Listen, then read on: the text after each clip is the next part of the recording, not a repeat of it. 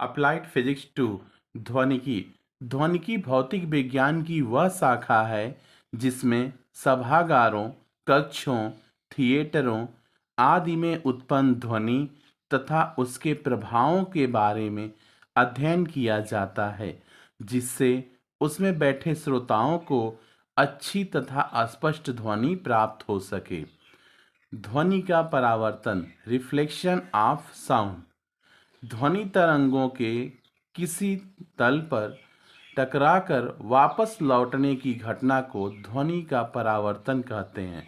ध्वनि तरंगों के किसी समतल से परावर्तन के लिए आवश्यक है कि उस सतह का क्षेत्रफल ध्वनि तरंगों की तुलना में काफ़ी बड़ा होना चाहिए।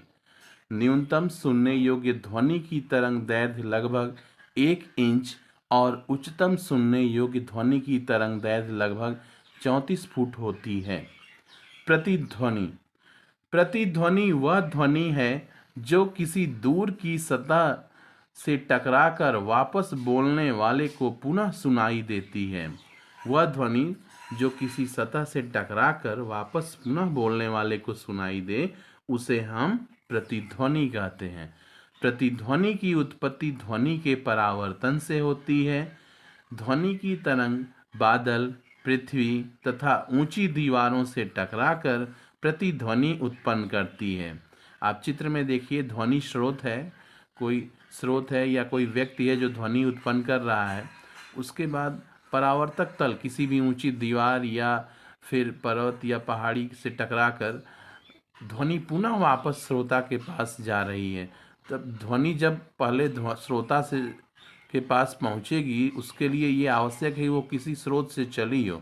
ठीक है, तो स्रोत से निकलकर ध्वनि जब किसी परावर्तक तल से टकराकर पुनः वापस श्रोता के पास पहुंचती है, तो ऐसी ध्वनि को प्रतिध्वनि कहते हैं। श्रोता किसी ध्वनि की प्रतिध्वनि तभी सुनेगा जब मूल ध्वनि और प्रतिध्वनि के पास उसके बाद 1/10 सेकंड के अंतर से पहुँचे। हमारे कानों पर किसी ध्वनि का प्रभाव 1/10 सेकंड तक रहता है। यदि प्रतिध्वनि 1/10 सेकंड से पूर्व सुनाई दे तो श्रोता ध्वनि और प्रतिध्वनि में अंतर नहीं कर पाएगा। हम कोई भी ध्वनि सुनते हैं तो यह 1/10 सेकंड तक हमारे कानों में वो गुंजायमान रहती है। उसके बाद ही अगर कोई दूसरी ध्वनि सुनाई पड़ेगी तो हम क्लियर सुन पाएंगे, नहीं तो नहीं सुन पाते हैं।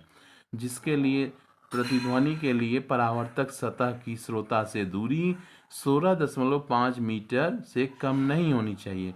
यदि 16.5 मीटर से 16.5 मीटर से दूरी कम है तो परावर्तक तल श्रोता तक पुनः प्रतिध्वनि नहीं भेज पाएगा। इसके उपयोग समुद्र की गहराई ज्ञात करने में किया जाता है। यदि श्रोता से परावर्तक सतह की दूरी x है, चित्र में देखिए x ध्वनि स्रोत से परावर्तक तल के बीच की दूरी है और ध्वनि द्वारा तय की गई कुल दूरी 2x है। यानी ध्वनि स्रोत से परावर्तक तल तक जाने में x दूरी और पुनः परावर्तक तल से वापस चित्र के अनुसार श्रोता तक आने में x दूरी, यानी 2x दूरी हो गई। अब प्रारंभिक ध्वनि एवं प्रतिध्वनि में समयांतराल 1/10 सेकंड होना चाहिए, नहीं तो दूसरी ध्वनि हमें सुनाई नहीं देगी। और ध्वनि का वेग होता है 330 मीटर पर सेकंड। चूंकि समय का फार्मूला है समय बराबर दूरी बटे वेग, तो इसलिए अब समय की जगह 1/10 सेकंड हम रख देंगे। दूरी हो गई 2x और वेग हो गया 330, जिससे निकल कर आता है x बराबर 16.5 मीटर। अर्थात यह स्पष्ट होता है कि प्रतिध्वनि सुनने के लिए स्रोत और परावर्तक तथा ध्वनि श्रोता के बीच की दूरी कम से कम 16.5 मीटर होनी चाहिए। यानी ध्वनि स्रोत से और परावर्तक तल के बीच की दूरी न्यूनतम 16.5 मीटर से अधिक नहीं रहेगी तो प्रतिध्वनि हमें सुनाई नहीं देगी। और प्रतिध्वनि वह ध्वनि है जो किसी दूर की सतह से टकराकर बोलने वाले को पुनः वापस सुनाई देती है।